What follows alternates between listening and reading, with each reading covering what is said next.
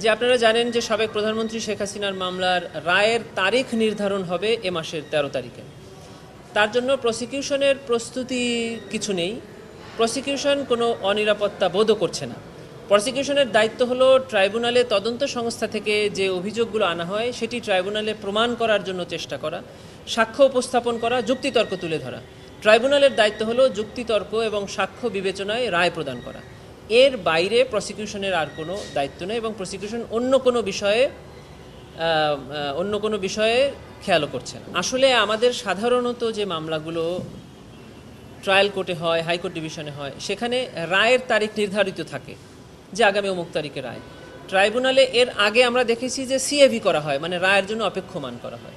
এবার ট্রাইব্যুনাল রায়ের তারিখ নির্ধারণের জন্য একটি তারিখ রেখেছেন, সেটি হলো ১৩ তারিখ। যারা রেগুলার প্র্যাকটিস করেন না অথবা এই কোর্ট এবং লয়ের সাথে সরাসরি সম্পৃক্ততা নয়, তারা হয়তো বা একটু ভুল বুঝেছেন। আমি আপনাদেরকে ক্লিয়ার করছি যে এই মাসের ১৩ তারিখে সাবেক প্রধানমন্ত্রী শেখ হাসিনার মামলার রায়ের তারিখ নির্ধারণ করা হবে। কবে তারিখ নির্ধারণ করা হবে এটা আমরা ১৩ তারিখেই জানতে পারবো। ১৩ তারিখে কোনো রায় ঘোষণা হবে না। রাজনৈতিক দলগুলো তারা রাজনৈতিক কর্মসূচি গ্রহণ করবেন। রাষ্ট্রের বা সরকারের আইন শৃঙ্খলা বাহিনী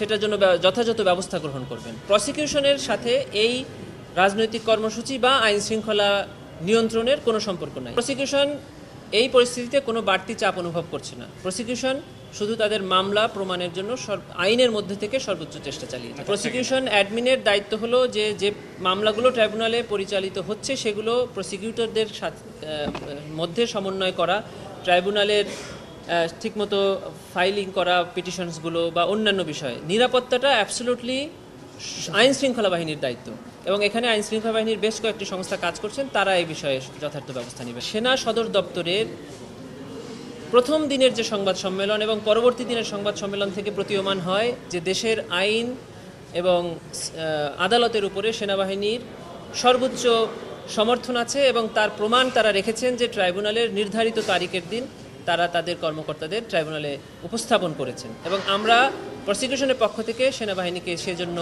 ধন্যবাদ জানিয়েছি যে আইন প্রয়োগের ক্ষেত্রে তারা যে সাহায্য করেছেন। দুইটা আইনই দেশের স্পেশাল ল, কিন্তু ইন্টারন্যাশনাল ক্রাইমস ট্রাইব্যুনাল হলো এমন একটি আইন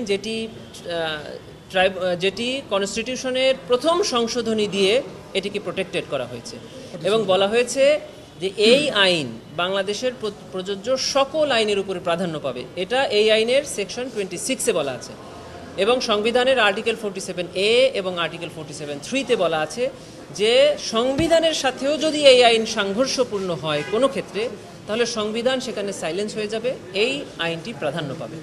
অতএব বাংলাদেশের সকল আইনের উপরে ইন্টারন্যাশনাল ক্রাইমস ট্রাইব্যুনাল আইন প্রাধান্য পাবে। সেটা আজকে প্রাধান্য পাবে না, সেটি 1973 থেকে এখন পর্যন্ত বাংলাদেশের সকল আইনের উপরে এই আইন প্রাধান্য পাবে বলে 73তেই বলে দেওয়া আছে। তার মানে সেনা আইনের সুযোগ নেই, সেনা আইন বা অন্য কোনো আইনে বিচারের সুযোগ নেই, যেটি এই আইনে বিচারযোগ্য।